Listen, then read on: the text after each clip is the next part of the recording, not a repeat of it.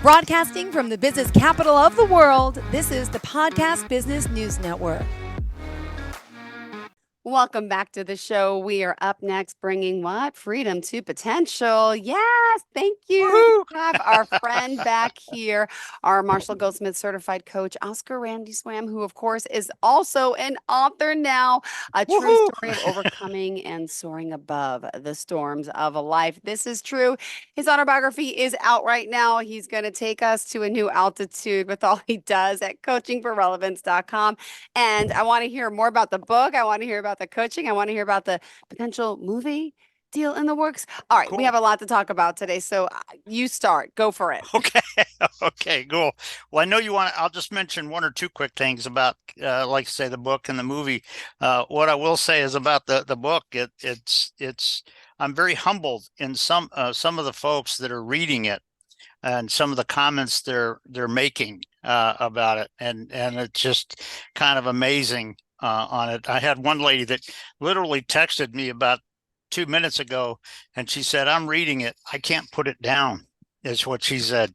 And there's one lady on Sunday that is almost done reading it, and she said, "You know, Randy, I got to share something with you that I so appreciate." And I said, "What's that?" She said, "It's amazing to me that you bring such honesty into your story and all that kind of stuff."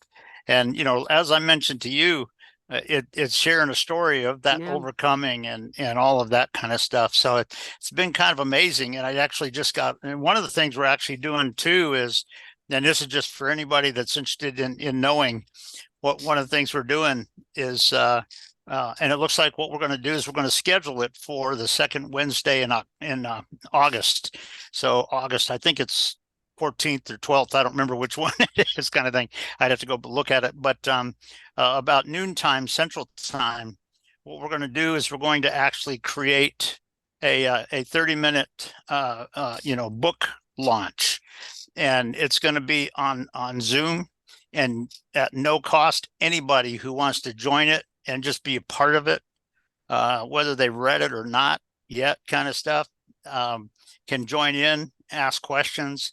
I may ask a few questions of them, kind of thing, to get them thinking and stuff like that. So looks like that's going to be published probably in August, because it's about, like I say, about that second Wednesday in August, we're going to do that. And then I learned today that it looks like the movie documentary of my life and story in Hollywood is it looks like they're targeting, and they're going to make it complete and publishable and, you know, ready to be published by the end of June. So all of that looks like it's sort of happening. Who knows? It could be an interesting summer, that's for sure. Oh my goodness. Wow, this is exciting. And not that your whole other life hasn't been exciting, but this is just more and more. My goodness. Congratulations. You deserve this. You know, and it's interesting. I heard somebody, and I gotta say, I don't remember who it was, but it's a true point, and it's been a true point of my story, that it's an aspect of when you go through struggles, when you go through challenging times, are you defeated by them? Do you get kind of thing, or is it something around which an incredible story is created? And I got it when I saw that. And this person actually said it in a faith-based concept. They said, you know, when you look at your struggles and all that, stay with me, because I'll create a wonderful story, kind of thing. And on the little thing that he posted, it was like God said it, kind of thing. But the bottom line is, you know, so many people, when things aren't just going their way, they just go all sorts of crazy. They just, oh, this is ridiculous. This is, why even bother, you know, and go into all of this. But you know what? That's not what leaders do. You know, leaders don't just sit there and quit, and they don't badmouth. They don't, you know, they don't point fingers and falsely accuse different things or try to come up with excuses.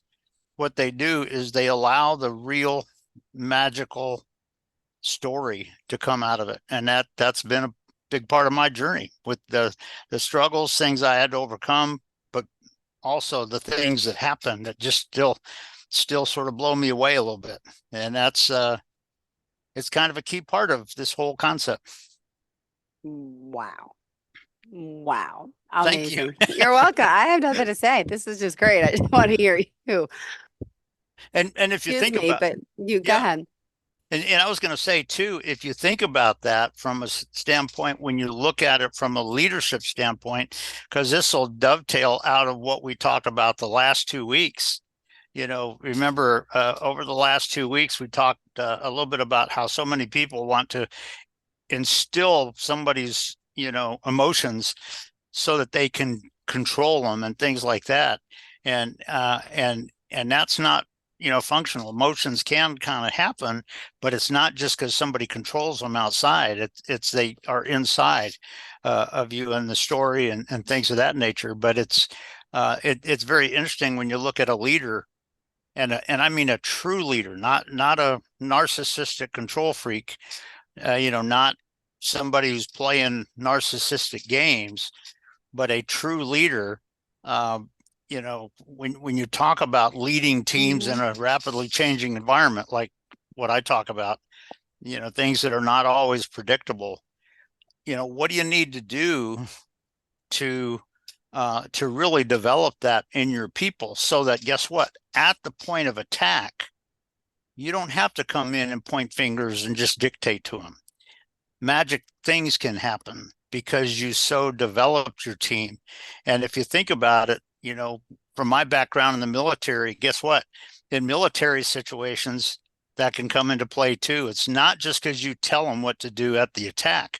Are there some times where you kind of need to do that if somebody is, kind of, oh, what do we do now? Kind of thing. Yeah. But if that's what you're depending on, you're not being a leader.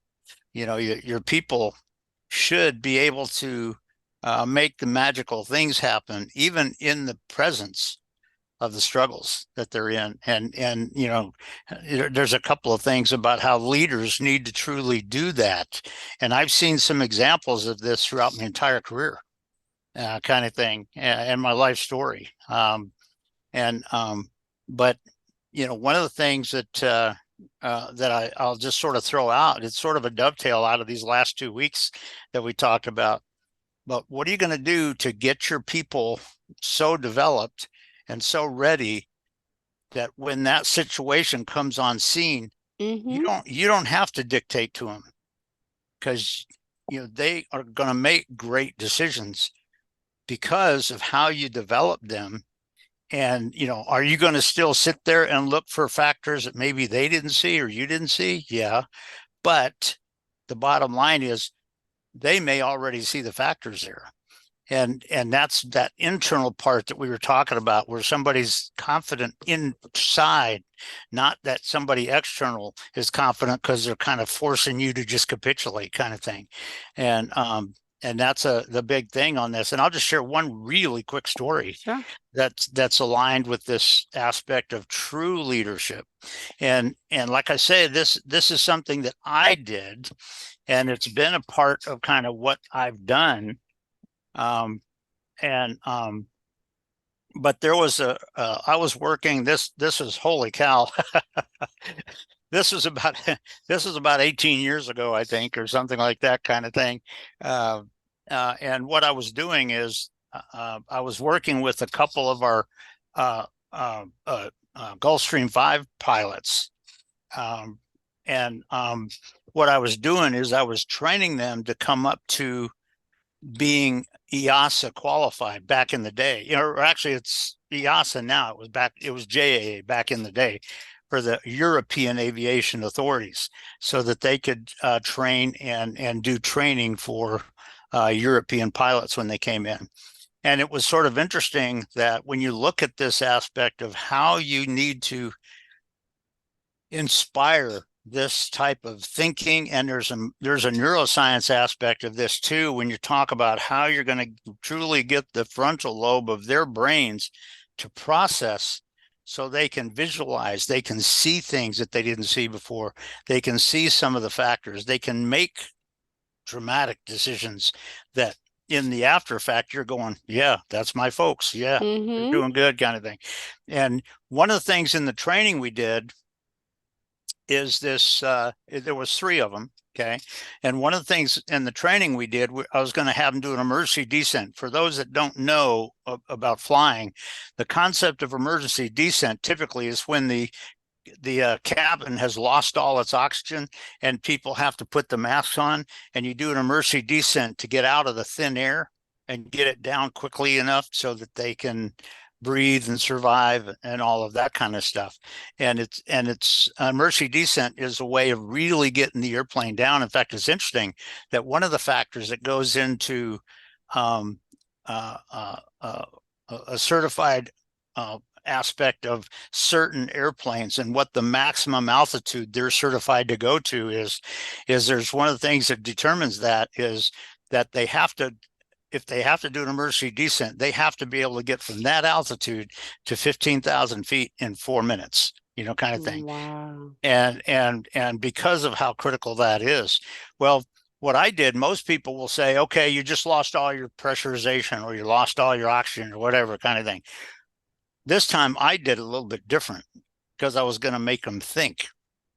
What I did is I said, you just had a passenger that had a heart attack and they just collapsed in the back and they did an emergency descent. And I said, okay, and then I was just sort of acting as ATC while they made their decisions, emergency decisions, and coming in. And what they did is they cut the approach that they were flying down to the runway very short because they're trying to get the patient on the ground and get them to a hospital as fast as possible, which is not a bad thing to do. But they cut it very short and they came in and landed and brought it to a stop and stuff like this. Well, after this simulator session was done, when we were in the debrief and we were just kind of chatting a little bit, one of the things that I asked them, I said, well, let me just ask you. And I asked it in a way where they knew it wasn't anything right or wrong. But I said, let me ask you something. How much risk did you increase in doing that?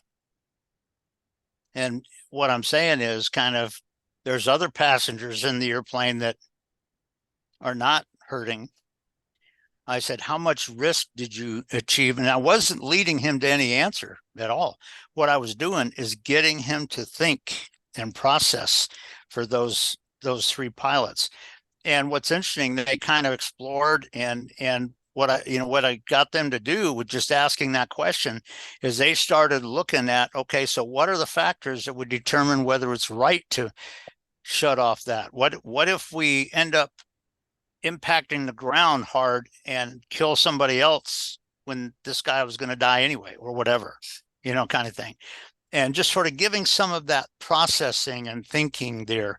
And I didn't tell them that there is a right answer on this. And I didn't say, you're going to give me the right answer. No, what I did is I simply got them processing the scenario and the concept, and understanding that.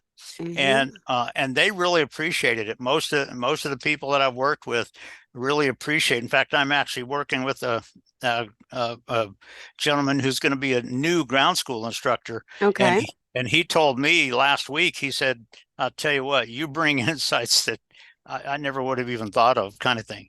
And because it just has questions that get people sort of thinking like that and everything. But when you think about your team and you're wanting to prepare them, if all you're doing is sitting there and waiting until something happens so you can just tell them what to do, you're not being a leader. Because guess what? What if they have to make the decision and perform when you're not there? Oh. Because you were in a car crash and you're in the hospital for a little bit, kind of thing. Yeah. And so, when you think about, getting your team to the point where they can make those amazing decisions and to see and to totally, prioritize and understand the factors that they didn't expect, kind of thing. They have to, that process is something that doesn't happen at the point of attack. It happens through the way that you instill conversations with your team through the journey, even before you get there. That's called proactivity. and it's called really developing your team so that when something happens and you're not there and they just make results that nobody in the company would have ever imagined. And the bosses come up and applaud you for your team, and you go, I'm glad they did that. Cool. Yep. Kind of thing. When it was them that really did it, and you're going to go applaud them for it. But it's, that process when you're talking about really developing that within your team to be able to get the processing going so that they can handle the situations that maybe nobody expected or whatever. That has to be done. And that's also a part of not just telling them what to do and making them feel good about what you're telling them what to do. Because guess what? You may have some factors that you didn't see on it, kind of thing. But it's that internal aspect of getting their processing going so they see clarity when it's needed and make the right decision to get to dramatic results. And it's just something to think about. It's just sort of a dovetail point out of what we were talking about. And like I say, that's just one aspect about that one example from the aviation stuff. When we talk about what we were talking about the last couple of weeks, where you're not just playing the narcissistic control freak games, but you're really developing your team. That comes through the way you instill questions and generate their mental processing, and also give them some awareness where you're building their brain to be able to see sometimes the factors that they didn't expect and whatever. And they can generate the right results, not just at the last point of attack because, oh, this is coming in, I just got to do this. No, it's about getting some insights on that as to are they ready? And keep in mind that when you're talking about leading your team, the process of doing that doesn't happen at the point of attack. It happens a long time before that, where you're truly building that aspect in your team as they go forward. And basically that's what I was doing with those 3 pilots. Doesn't mean that whatever the answer for making that choice and landing or going down here and going a little bit further out while the patient died or whatever kind of thing, the bottom line is neither one of those is right or wrong, but on what basis are you really making the successful decisions that get people out? You know what? When you're talking about your team in perhaps a rapidly changing environment, which, let's face it, so much of the world out there right now is that right now with the economies and a lot of that kind of stuff within your business, to what extent do you as the leader need to rethink how you're really building that in your team? Because if all you're doing is waiting until such a time where they need you to tell them something, you're not getting the job done. And as a leader, and there's so much you mentioned the movie and the book. In my autobiography, I mentioned a few examples of how I did that as a leader in the journey that I was in decades ago. And people responded. I was sort of humbled that people responded sort of amazingly.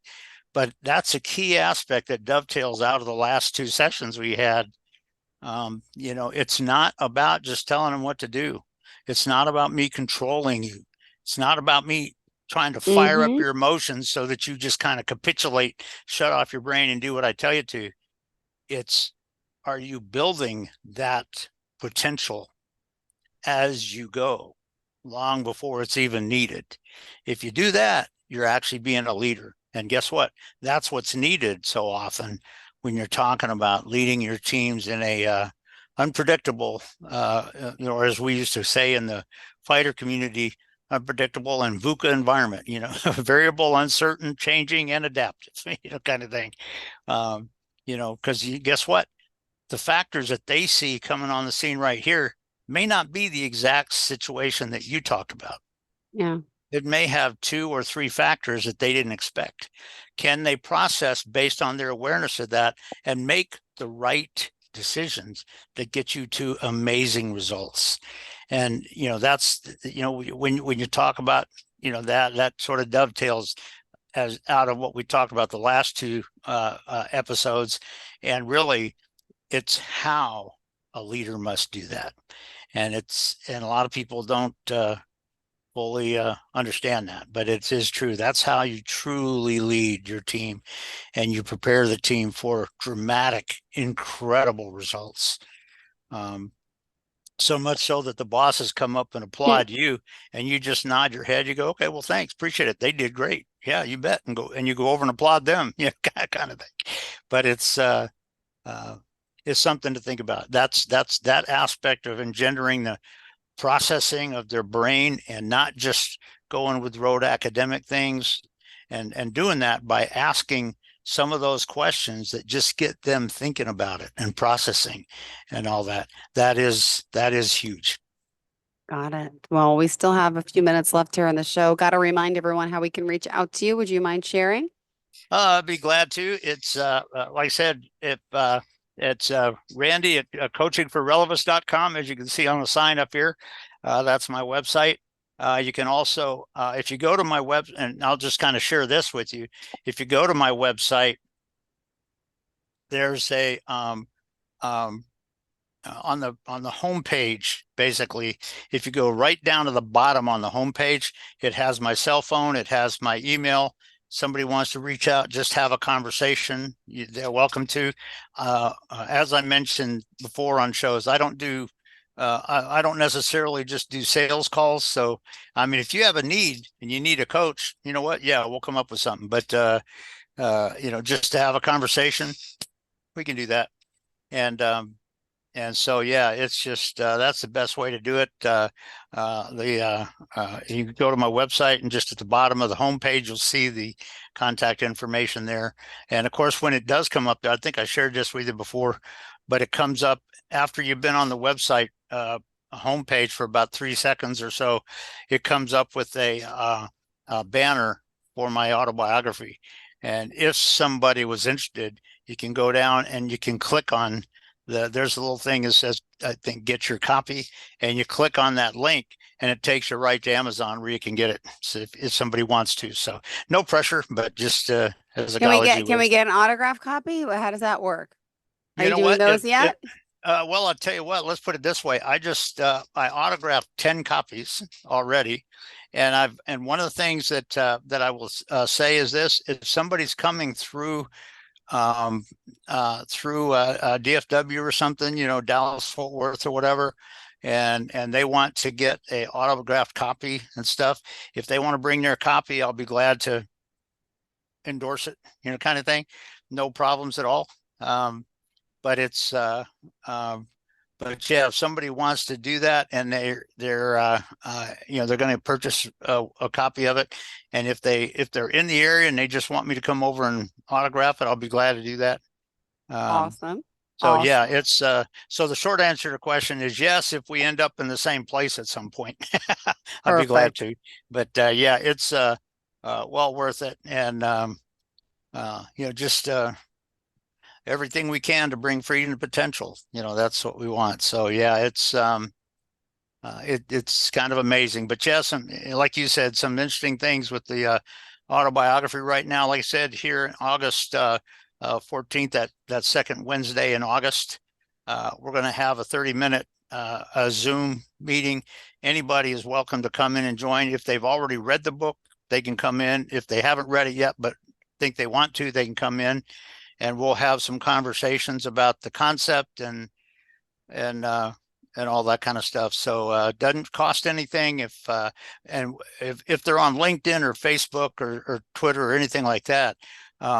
Either way, one of the things that people will find is that you'll start seeing some ads going forward about the book launch. A video on that, and so you'll start seeing those probably in the next couple of weeks.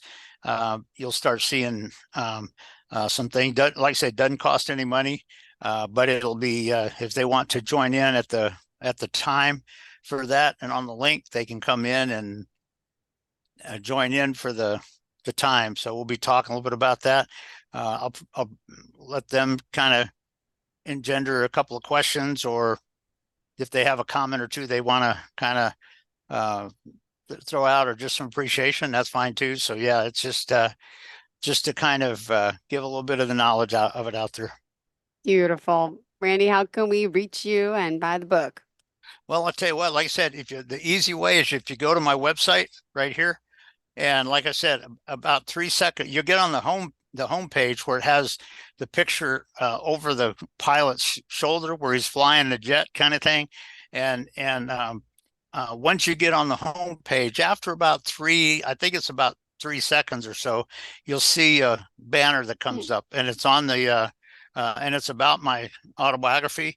And if you scroll down to the bottom of the banner, it's only about, right at the bottom of it. It's not very long at all. There's a little thing that I think says get your copy, and you click on that link and it takes you right to Amazon where you can buy it. And if you want a hard copy, which most people do, make sure you purchase it from Amazon. Yep. You can purchase it from Kindle, but Kindle is not a hard copy. It's a digital download. So if they want a hard copy, which most people do, make sure you do it in Amazon. Well, thank you again for being here. Always a pleasure. Congratulations, and wishing you even more success, more luck. Not that you need it, but wishing you a fantastic day. You do so many wonderful things for people with your coaching, with just who you are. And so I love seeing the success and everything twofold coming back to you like this. So thank you, and best of luck, Randy. We'll talk again next week. Bye-bye. Well, I'll tell you what, we'll look forward to it. Are you looking for even more of the podcasts and hosts that you love? The Podcast Business News Network is proud to announce that you now have even more ways to listen live. Check out the MyTuner Radio, online radio box, and Simple Radio apps on iOS and Android, or find us online. Search for Business News Network on mytuner-radio.com, or search Podcast Business News Network on streama.com and onlineradiobox.com/US. Take your podcast on the go and don't miss a minute of the action.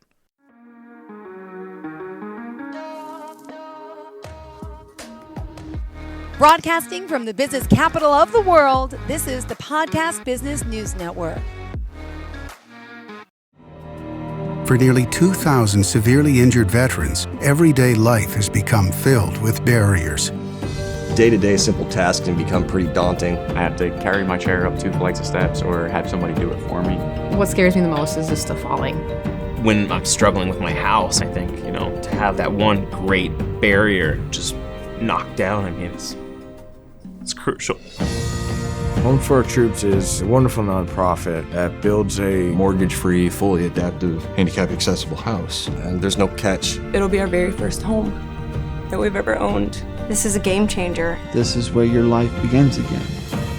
We need you to join us in completing this important mission. Please visit hfotusa.org and help build homes and rebuild lives. Because of you, everything's going to be okay.